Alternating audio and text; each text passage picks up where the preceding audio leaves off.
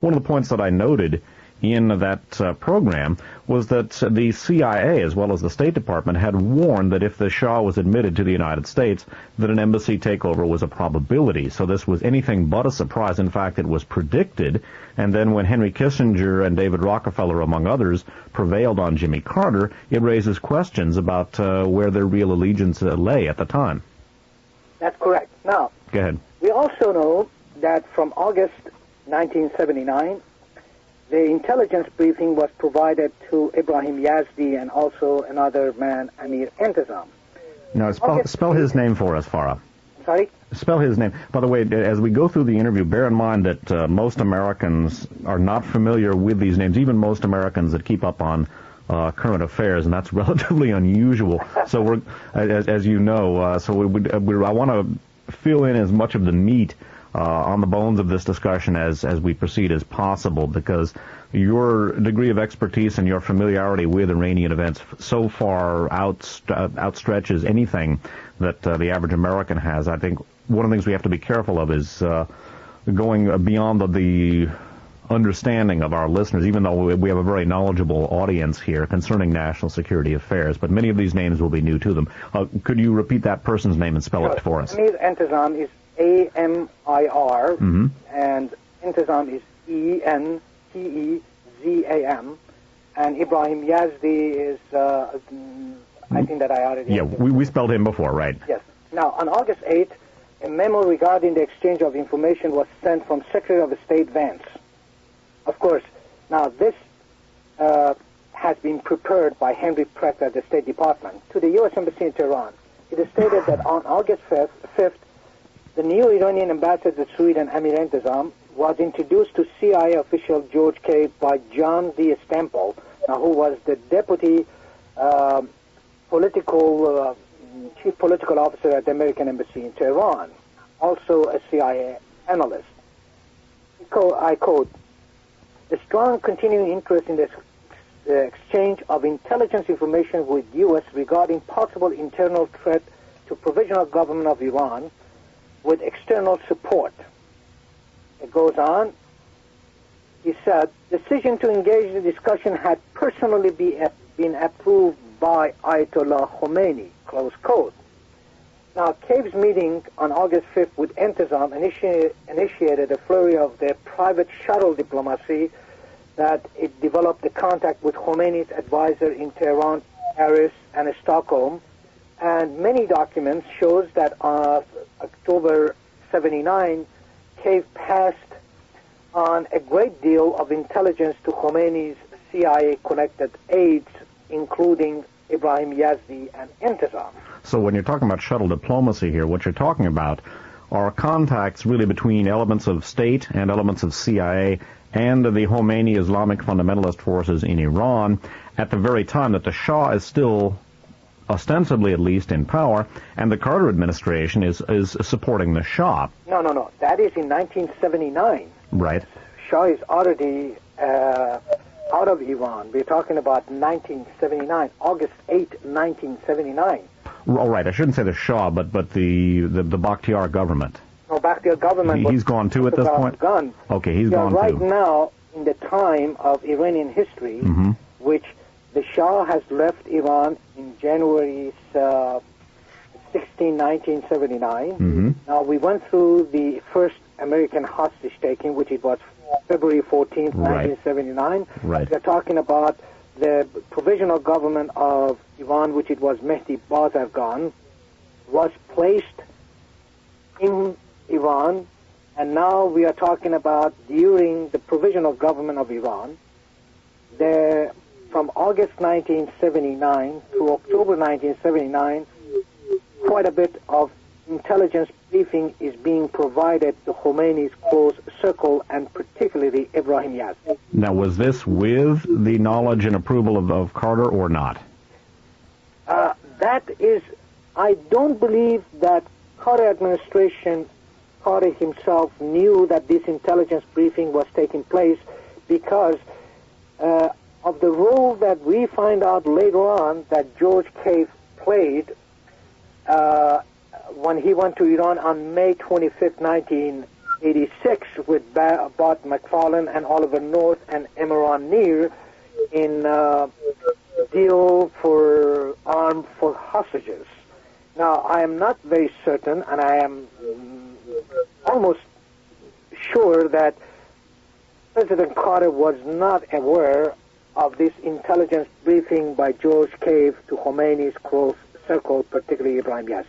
So basically we have contacts between U.S. intelligence and Khomeini's people at this time, very possibly, not definitely, but very possibly going on without the knowledge of Carter. That's correct. Okay, go ahead. Now, what is also important, to what extent Henry Precht has tried to protect Ibrahim Yazdi.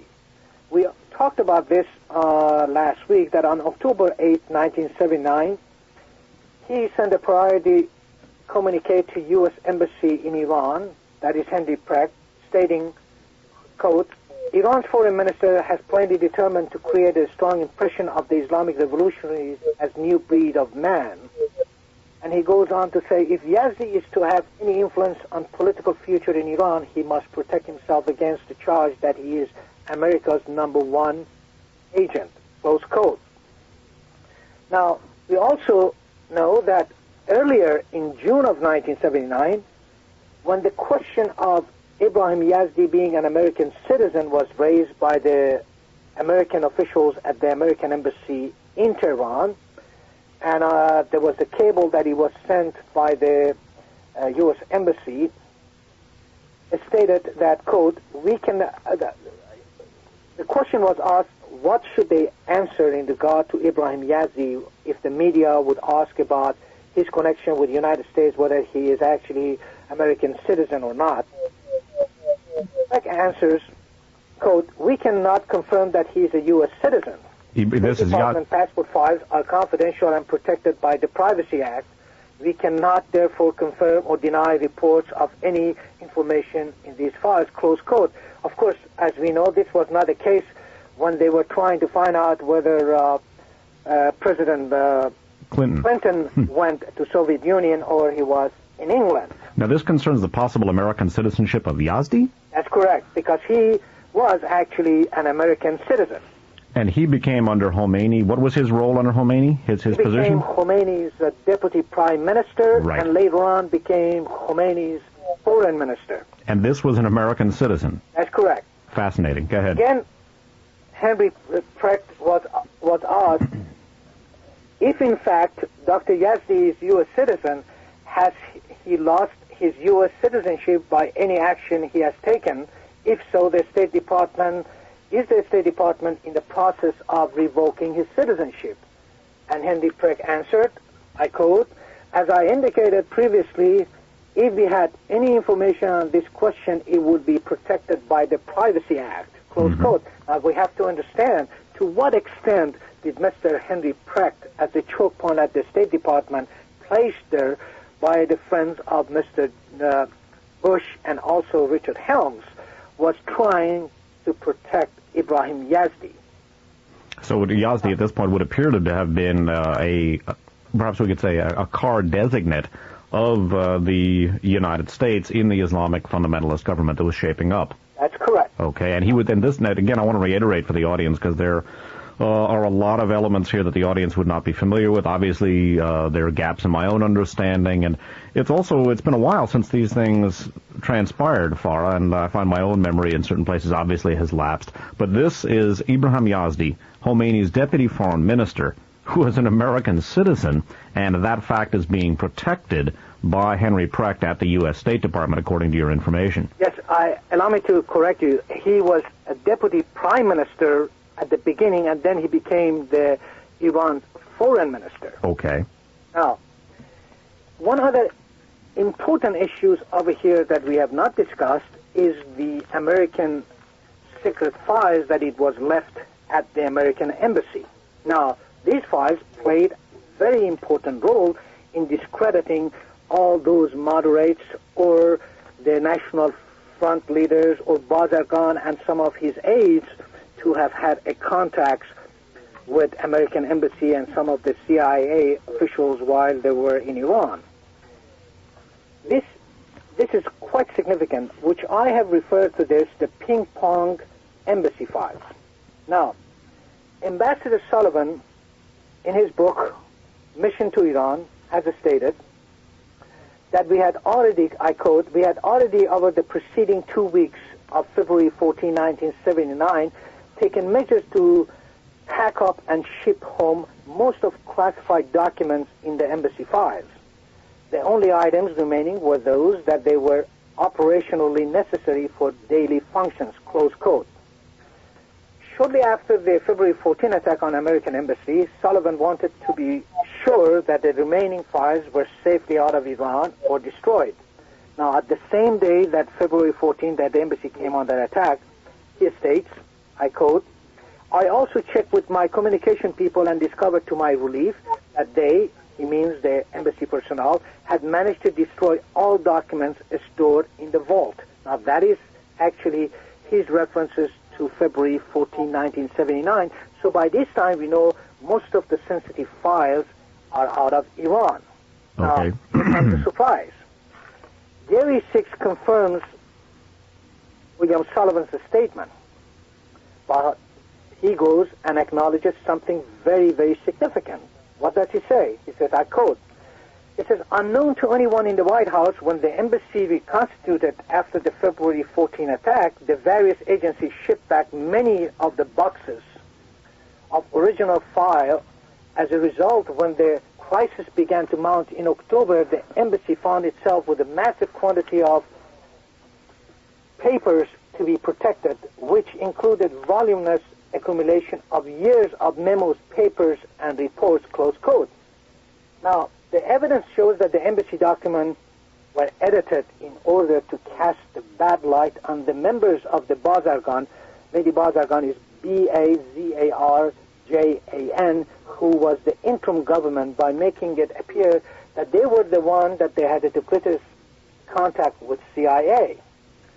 This information contained, the information that was contained in this file was another tool provided by the pro-Bush loyalists within the intelligence community to their fundamentalist allies for use against their competitors in Iran. So what you're suggesting is that information was deliberately left in the files at the U.S. Embassy, which would discredit the Bazargan government? And all the people close to him that they were in contact with the American embassy. But, however, this information, when it was used against those individuals within the National Front or the LMI Liberation Movement of Iran who had been in contact with the officials of the so-called Great Satan, and what they refer to Great Satan is President Carter. The files were also used to attack and embarrass President Carter, that how incompetent his administration was that left all these files at the American embassy. Mm-hmm. Now the question... So basically what we're looking at is information suggesting, and again, you were initially quoted from Ambassador Sullivan, and then you read the information from Gary Sick's book. Correct. This would indicate, if I'm following you correctly, Fara, this would indicate that the U.S. deliberately left information on hand, and the finger would seem to point in the direction of William Sullivan. That is precisely what I'm talking about, because in those files, originally, there had been information that would provide enough light on the contacts that was developed between Khomeini's close circle, like Ayatollah Beheshti and quite a few other Ayatollahs, with American embassy and also with the CIA. But all those information were taken out. So the only information that they were left in were the National Front and the LMI members that they were in contact with the CIA and American embassy. And that is, and also the contact that the CIA had with Mr. Rafsanjani, that presently he is the president in Iran, and his name is spelled Rafsanjani. And there are quite a few others, other Ayatollahs that their name also was among those files, but they were all taken out. So what you're saying is that some of the information, now again, the files were left on hand, but you're saying that some of the information was taken out That's correct. And other information was deliberately left in, and the information left in not only discredited the moderate forces in Iran, the Bazargan government, but also discredited the Carter administration because this indicated that Jimmy Carter was incompetent, et cetera, et cetera. That's correct. Okay, now, how can you document that, Fara? I'm not casting aspersions on that. No, let me tell you how. Okay. There is an assertion, and also talking to Mr. Banisad, the former Iranian president, he believes that the Khomeini's forces themselves, they took all these files that contain information about Khomeini's close circle like Ayatollah Beheshti, Rafsanjani, and quite a few others, and they gave it to Khomeini and he kept it under his mattress. And this is the exact quote from former President Banisad. I do not believe that. Because if that was the case, the copy of all this information were also in the position of the CIA or other American agencies that they kept file on the contact with these individuals. Now, if the allegation were true, then why did the CIA not use this perfect opportunity to blackmail the fundamentalists into releasing the hostages? Because they knew that Ayatollah Beheshti and Rafsanjani were in charge of the destiny and the future of the hostages. The reason for that is because the actual file was not in the hand of the people within the Carter administration that they could have even used it as a blackmail against the fundamentalists to get the release of the hostages. That's the reason. Oh, so that basically, again, we're looking at elements of the U.S. national security establishment operating behind the back of the Carter administration. And by leaving those files unsanitized, they were discrediting, they were basically achieving goals, two of the major goals of this alliance, namely destabilizing the Carter administration and bringing the Khomeini forces to power in Iran by discrediting the moderates. That's correct. Okay. And all the competitors and all the rivals. Now, in September 5th, 1979, we refer to this memo. There was a memo sent by Henry Precht to Iran outlining the Carter policy of what future they are looking for in order to establishing contacts with the Iranian moderates. And I quote, "Over the long term, we will want to work for an Iran in which the moderate, secular nationalists are predominant in managing the country. But before we can exercise influence in Iran, we must develop a position of trust and respect." Close quote. What is the significance of that? The significance is that Carter administration was looking to a future relationship that the clergy or the fundamentalists were not in control of the political movement in Iran, and they were not the absolute rulers of Iran. They were talking about the secular government. So the Carter administration was pushing for a secular government to succeed the Shah, which obviously would have been at variance with the CIA policy of supporting the fundamentalists. That's correct. Okay. Now, this is some documents that I'm going to read you. On September 22nd, 1979, Ayatollah Khomeini gave a speech to the university students, and this actually is printed in one of the daily newspapers in Iran, Etila'at, and it's spelled, the name of the newspaper is Ittila-At. Now, I'm quoting exactly the word that Ayatollah Khomeini used. Quote, "Those intellectuals who say that the clergy should leave politics and go back to mosque speak on the behalf of Satan," close quote. Meaning the United States. You understand the significance of this, David? Mm-hmm. The Carter administration had a policy, and this information somehow gets to Khomeini, and Khomeini in turn goes on and publicly stating that whoever is coming out with a story, even among the Iranians, that the clergy should go and practice religion and leave the politics to the professional, like the secular government, they are speaking on the behalf of Satan. Now, could this have something to do with the contacts that you mentioned between George Cave and the Khomeini people, in which he was getting the intelligence briefings? Very good possibility. Now, this Otherwise, was how else would they know? And those contacts again took place in August of '79. That is the August of '79. Right. Okay. Go ahead. Now, while Carter held to this policy, the pro-Bush loyalists held their own private policy and worked out diligently with Ayatollah Khomeini's inner circle to achieve their common objective. They utilized their exclusive foreknowledge of the Shah's cancer to plan that so-called drama. They selected the major actors and manipulated the Iran's revolutionary process. Mm-hmm. Carter administration was laced with all the different choke points now, and said nothing but disinformation about the reality of the conditions which was taking place in Iran. Who were these choke points? We go from the top to the bottom. We have got Deputy Director Frank Carlucci. We had Bob Gates. We have George Cave at the CIA. We had General Eugene Tite, who was at the Defense Intelligence Agency.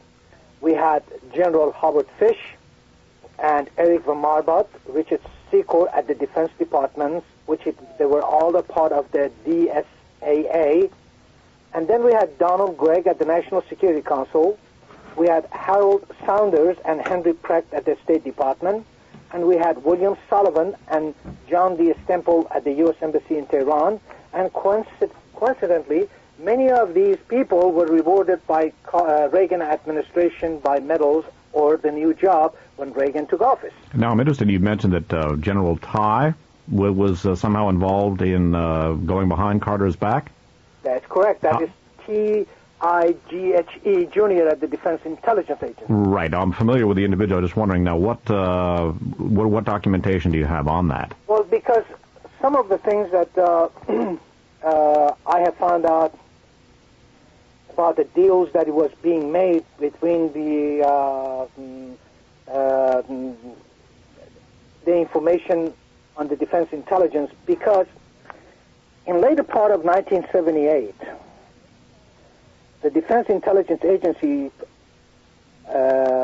prepared a document on the conditions in Iran. The man who prepared or supposed to prepare that document or findings of the situation in Iran in 1978 during the height of the Iranian Revolution met with a man in Iran whose name is Gene Wheaton, and I'm not very sure whether you know who he is. Yes, I do. Okay. And he's also familiar to a certain extent, at least to the members of this audience. Gene Wheaton is a longtime U.S. intelligence operative who has been very critical of many of the operations conducted under the rubric of the Iran-Contra, well, not under the rubric, but which have been subsumed under the rubric of the Iran-Contra scandal. Yes. Go ahead. Now, we also have to mention that Gene Wheaton served in Iran in different capacities, working with the SAVAK and also working with Rockwell International, and he was the man in charge of the security of the IBEX program at Rockwell International. And he, according to him, he met with the man from the Defense Intelligence Agency that was preparing that finding, and he took him around the city and showed him all the trouble spot and told him that the days of the Shahs are numbered because Iran is going through a revolutionary process. Mm-hmm. However, when that document came out, it exactly reflected the opposite. The document, so in other words, the information given To Carter. to the Carter was different than the information given to the DIA. That's correct. Okay. So that is one of the reasons that the people at the Defense Intelligence Agency, even when they provided information about Iran to President Carter, that was also disinformation. Okay. All righty. Now, do you know, can you link that with General Ty personally, or is it simply coming from DIA? Because it came from a DIA, and I believe that that information could have not been gathered together and provided to President Carter unless it would have been approved by the general himself. Okay, go ahead. Okay. Now, the tension both in Tehran and Washington increased during that summer, and the decision was made to replace the embassy personnel who had dealt with the Shah and Bakhtiyar government, of course, that goes. And by the summer, only 2 of the persons who had been at the embassy on the February 14 remained in Iran.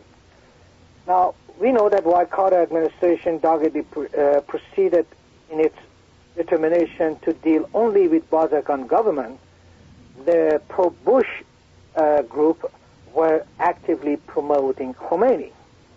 Now, we also know that you mentioned that as the year wore on, as you very well put it together, was that Henry Kissinger, Rockefeller, and McCloy, all these 3 individuals were trying to force Carter to let Shah to come to United States. And this knowing, or I should say, with abundant intelligence information that this would precipitate a takeover of the U.S. Embassy. That's correct. And again, in Radio Free America 31, this was some of the information that I cited in pointing out the probability that the hostage crisis itself may very well have been deliberately precipitated by elements in the United States hostile to Carter. Hence, that's one of the reasons why the broadcast was entitled The Destabilization of the Carter Administration. Okay, go ahead. Now, on October 19, 1979, in a moment of anger and frustration, President Jimmy Carter asked his closest advisors, then pressuring him to admit the Shah to the United States, and I quote, he asked, "What are you guys going to advise me to do if they overrun our embassy and take our people hostages?" Close quote. Now, what is really significant over here, that you see that in one hand, knowing that what danger is ahead, and there is also a possibility of hostages to be taken, but Carter came under so much pressure to admit the Shah to the United States. According to Banisad, in his book, actually, My Turn to Speak, he says, from the beginning, the hostages affair was handled illogically. How was it that Khomeini and his aides planned the embassy takeover without considering the internal, regional, and international context? They exhibited a rare lack of foresight by doing nothing to protect our resources or our money. We knew what was in store for us, yet no one did anything about it. And he goes on to a lot of other things. Okay, Fara, you know what I'm going to do at this point? I think it would be worthwhile to take a short break here just to give our audience a chance to stretch and refresh their powers of concentration. We've been talking for about an hour and 20 minutes. I'd like to take a short break and put you on hold, and then we'll resume the discussion after that. That's fine. I think it'll be good for the audience. Be good for me, too, frankly. Okay, for me, I can get a glass of water. Yeah, exactly. So we'll take a break here, and we'll all of us refresh our intellects and physiologies, and then we'll come back with renewed vigor. Okay? Thank you. Very good. And again, we will be resuming our discussion with Fara Mansoor. Obviously, this is taking a good portion of the program. It will take up a good deal of the rest of the program. But this is vital information, and I'm going into this not only as part of Radio Free America 38 and 31, but with the new administration with the first Democratic administration since Jimmy Carter having assumed power, and with many of the same elements in place, and certainly the national security infrastructure that removed Jimmy Carter is still there. I think we need to learn the lessons of history if we're going to avoid a repetition of the past. In any event, we're going to take a musical break now, and then we're going to come back with more of our interview with Fara Mansoor. Back live on the airwaves, and by the way, I've been able to correct our technical problem here. The submarine effect that I've been wrestling with is gone, so you're coming in loud and clear.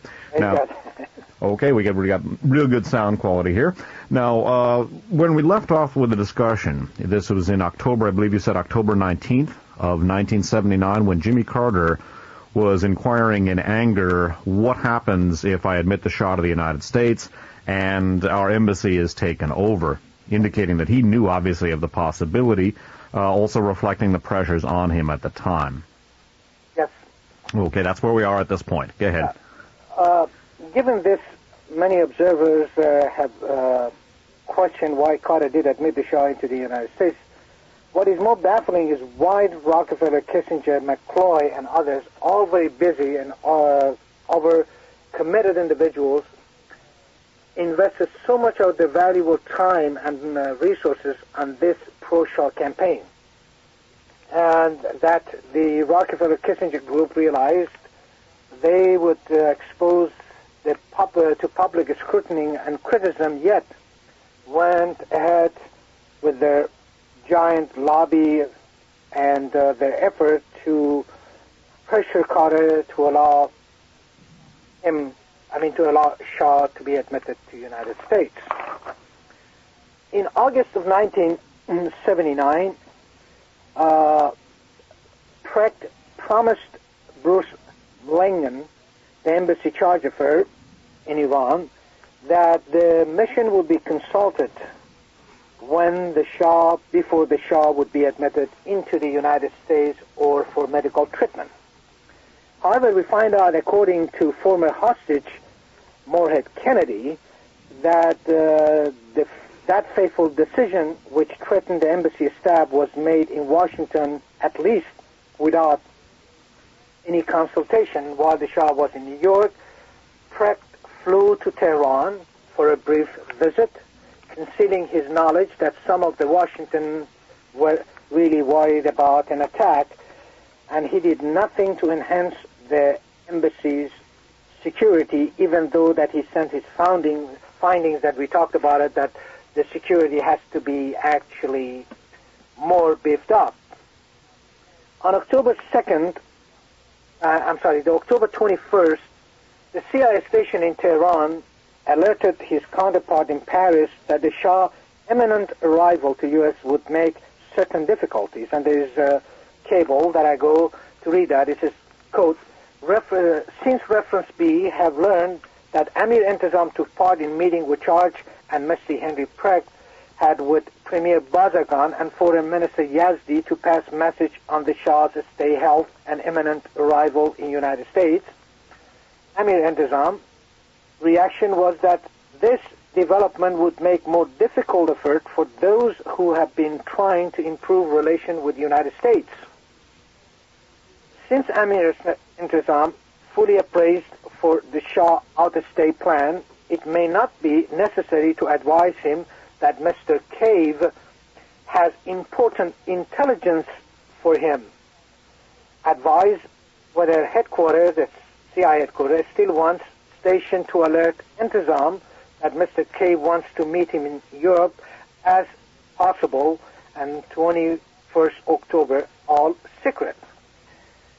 Now, nevertheless, as we have found out, on October 23rd, 1979, the Shah was admitted to the United States. This was done without consulting the U.S. Embassy in Tehran or increasing any protection for the embassy official. Now, you're saying that at this point, there was no increased security at the U.S. Embassy? There were not added security at the American Embassy. Okay, this despite the fact that obviously from the information you presented, the distinct possibility was on the horizon that there might be an attempt to take over the embassy. That's correct. Okay. Now, let me one more question, something I did not understand, Fara. The allusion to the intelligence that George Cave, again, a CIA person who later came into the Iran-Contra scandal as part of the mission to Iran, to the so-called moderates in '86. But the intelligence that he would have had for Amir Intizam, what did that refer to?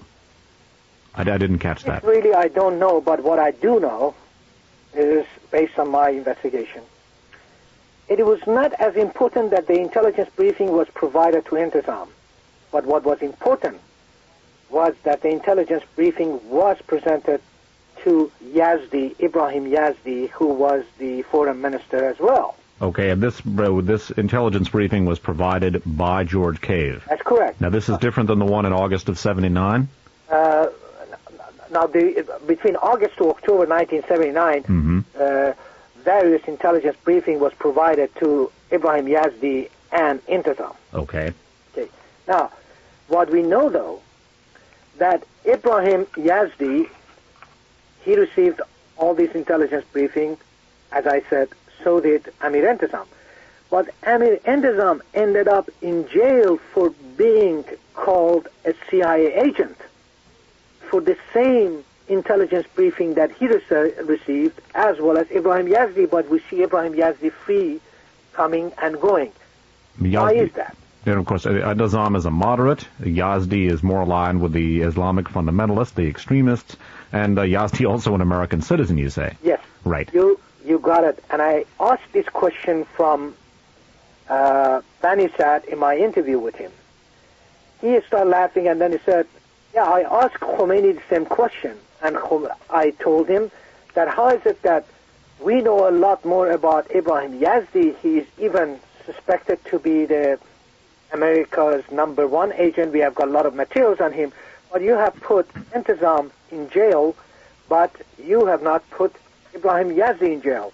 And again, we should reiterate, Fara, we've already covered it a few times, but repeat for the benefit of the audience, and we may have some people tuning in, Ibrahim Yazdi's position within the Khomeini government, bearing in mind that this is an American citizen. Go ahead. He was a pro-fundamentalist, and he wanted to share the aspiration of the fundamentalist absolute rule in Iran, whereby Entezam was more of a national front, supposedly leader, that whose aspiration was a secular government in Iran. Mm-hmm. Right? Right. A cable that is dated on October 31st, 1979 from Tehran to its headquarters reveals the sensitivity of George Caver's 11-hour mission to Iran, which it was a part of a document that I believe 2 weeks ago you read on the air, which it says, proposed extension of George Cave visit raises question of his safety, and of Amir Entezam expressed concern about the manipulation of revolution. Knowing no more than we do here about his tours, must defer to him and the CIA headquarters for consideration of personal security implication of a series of operational contacts. Regarding possible political fallout, we think there are substantial risks involved, and the charge, which they are referring to Bruce Lingen, advises that he's also concerned, because I believe that the charge really didn't know what the mission of George Cave in reality was. This would have been the Bruce Langan, then? That's correct. Right, the charge d'affaires at the U.S. Embassy. Go ahead. He assumed that Cave's prolonged presence could not be concealed from the Iranians. Of course, they are talking about those that they were unaware of his secret mission on the behalf of the alliance. Mm-hmm. And the alliance being the CIA Fundamentalist Alliance. That's correct. CIA pro-Bush and the Fundamentalist Alliance. Right. And that no inadequate pretext such as tourism would be credible, because he was using that as a cover that he is going there as a tourist. At least some of his proposed contact would therefore presumably have to be declared, and that's what they're talking about. It has to be declared to Entezam and the company, even to Bazargan. Okay, by the way, Fara, at some point in the discussion, I would like to get to the role. It's something we touched on when I read the circular letter 2 weeks ago, but the role of Warren Christopher, who, of course, is the Secretary of State under Bill Clinton. Yes. I think that you're referring to the documents that I have cited in regard to the Warren Christopher's knowledge of the briefing officer Robert Clayton Ames, which it was actually, I believe that it was August 2nd, 1979. That communication was sent by Henry Precht, the director of Iran desk at the State Department, but it was signed by Warren Christopher. Now, that cable concluded that in order to permit evaluation of risks and benefit of those contacts, request CIA headquarters to identify them for us and indicate which one of them would be declared. Now, the cable actually in reality is showing that Entezam was being cut out of the information loop. Now we have got November 1st, 1979. 1979, on November, the charge affair, which is Bruce Langan, of the U.S. Embassy in Tehran, wrote to his family about the huge demonstration of the U.S. Embassy building that morning. He described how even the highly organized effort to defend the compound by heavily armed U.S. Marine Guard proved futile. In an interview for this project with the U.S. intelligence insider, which we talked about him, Gene Wheaton, discloses that the planning for the second embassy takeover, this is according to Gene, quote, was known in advance for several days. Gene says, I quote, I learned about the plan in advance when I was in U.S. I had inside contact over in Iran to keep me informed. I was letting the people know about it. I was suggesting that they either beef up the embassy or get the people out, destroy the documents, or move them out of the country. They just didn't want to hear the information. But I can guarantee to you that I was informing the people that they needed to know. They were a part of the government. I reported this to the appropriate people and nothing was done. Obviously, that's the end of the code. He deliberately was ignored. Now we are getting to the point that we are getting closer to the November 4th. Now we have to see all the events that is taking place. It is not that they didn't know that this may happen, but they knew, but nothing was done. By November, realizing that there would be no U.S. military reaction to an embassy takeover, because the first takeover was done as a test run to see what they had quite a few objectives. Number one, they wanted to see whether there would be any reaction by the Carter administration. They found out there was none. They also wanted to know who are the obstacles into taking of American embassy or attack American embassy and taking the hostages. And they found out General Karani was one, Ayatollah Talabani was another one, and there was another Ayatollah. All these people were murdered before this. They were all put to death between the St. Valentine's Day massacre, the February 14th, 79 takeover, and the November 4th. That's correct. Okay, repeat the names again for the benefit of our audience. Now, it was General Vali Karani. Okay, spelled? That's the two different spelling is Qarani, and it could be also Gharni. Okay. And also we have got Ayatollah Talabani, which is Tal, and it could be Qani, Talabani, or it could be Ghani. Talabani? Okay. Right. Go ahead. Now, on several occasions, I believe that Gene Wheaton provided very sensitive information to officials within the intelligence community to warn them of impending security problem or risk, but nobody wanted to listen, and he was told to back off. He has said that Sullivan was, this is according to Gene Wheaton, that Sullivan blocking all the information and President Carter was isolated. And I believe so was the Shah. Now, again, the three people, Qarani, Talabani, and who was the third? They're just backtracking about the other one was Ayatollah Motahari. Okay, and how's that spelled? It's Motahari.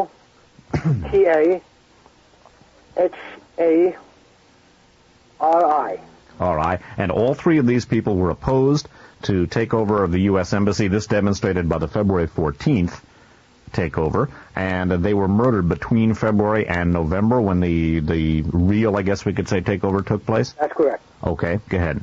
On November 1st, 1979, on the 25th anniversary of the Algerian Independence Day, Brzezinski met with Iranian officials in Algiers. Right. In fact, a listener called up during the break point to go over this particular meeting. This is in the October Surprise Task Force report, by the way. Go ahead.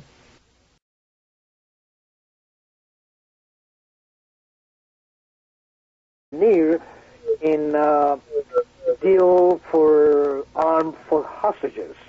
Now, I am not very certain, and I am almost sure that President Carter was not aware of this intelligence briefing by George Cave to Khomeini's close circle, particularly Ibrahim Yazdi.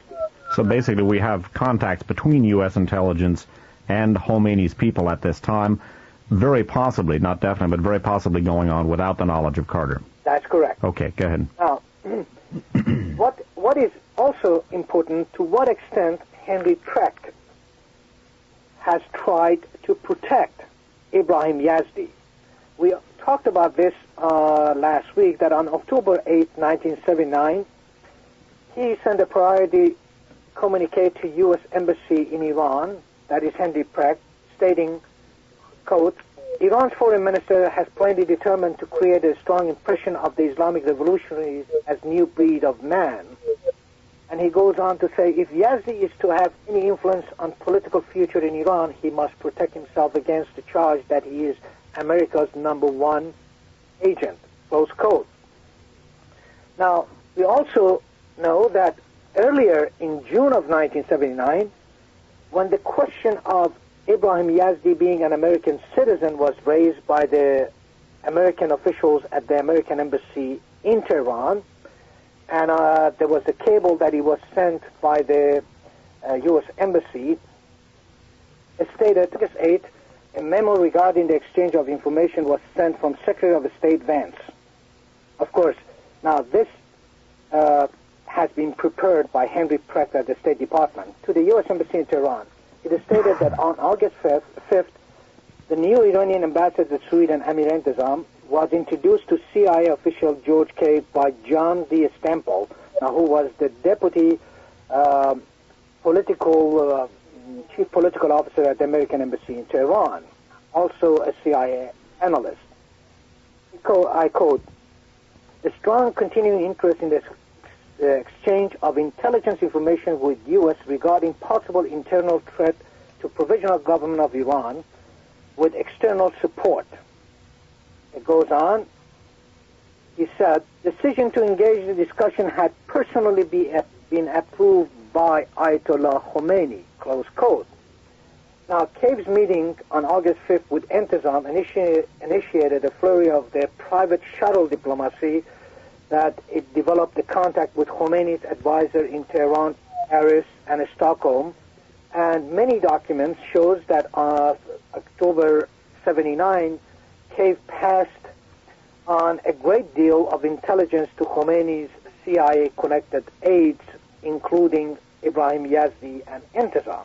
So when you're talking about shuttle diplomacy here, what you're talking about are contacts really between elements of state and elements of CIA and the Khomeini Islamic fundamentalist forces in Iran at the very time that the Shah is still... That quote, we can... the question was asked, what should they answer in regard to Ibrahim Yazdi if the media would ask about his connection with the United States, whether he is actually American citizen or not? Beck answers, quote, we cannot confirm that he is a U.S. citizen. This is Department passport files are confidential and protected by the Privacy Act. We cannot therefore confirm or deny reports of any information in these files, close quote. Of course, as we know, this was not the case when they were trying to find out whether President Clinton went to Soviet Union or he was in England. Now, this concerns the possible American citizenship of Yazdi? That's correct, because he was actually an American citizen. And he became under Khomeini. What was his role under Khomeini? His he position? Became Khomeini's deputy prime minister, right. And later on became Khomeini's foreign minister. And this was an American citizen? That's correct. Fascinating. Go ahead. Again, Henry Precht was asked if, in fact, Dr. Yazdi is U.S. citizen, has he lost his U.S. citizenship by any action he has taken? If so, the State Department... Is the State Department in the process of revoking his citizenship? And Henry Precht answered, I quote, as I indicated previously, if we had any information on this question, it would be protected by the Privacy Act, close quote. Now, we have to understand to what extent did Mr. Henry Precht, as a choke point at the State Department... One of the points that I noted in that program was that the CIA, as well as the State Department, had warned that if the Shah was admitted to the United States, that an embassy takeover was a probability. So this was anything but a surprise. In fact, it was predicted. And then when Henry Kissinger and David Rockefeller, among others, prevailed on Jimmy Carter, it raises questions about where their real allegiance lay at the time. That's correct. Now, go ahead. We also know that from August 1979, the intelligence briefing was provided to Ibrahim Yazdi and also another man, Amir Entezam. Now, spell his name for us, Fara. Sorry? Spell his name. By the way, as we go through the interview, bear in mind that most Americans are not familiar with these names, even most Americans that keep up on current affairs, and that's relatively unusual. So we're, as you know, I want to fill in as much of the meat on the bones of this discussion as we proceed as possible, because your degree of expertise and your familiarity with Iranian events so far outstretches anything that the average American has. I think one of the things we have to be careful of is going beyond the understanding of our listeners, even though we have a very knowledgeable audience here concerning national security affairs, but many of these names will be new to them. Could you repeat that person's name and spell it for us? Amir Entezam is A-M-I-R, and Entezam is E-N-T-E-Z-A-M, and Ibrahim Yazdi is, I think that I already... Yeah, we spelled him before, right? Yes. Now, on all... Ostensibly, at least, in power, and the Carter administration is supporting the Shah. No. That is in 1979. Right. Shah is already out of Iran. We're talking about 1979, August 8, 1979.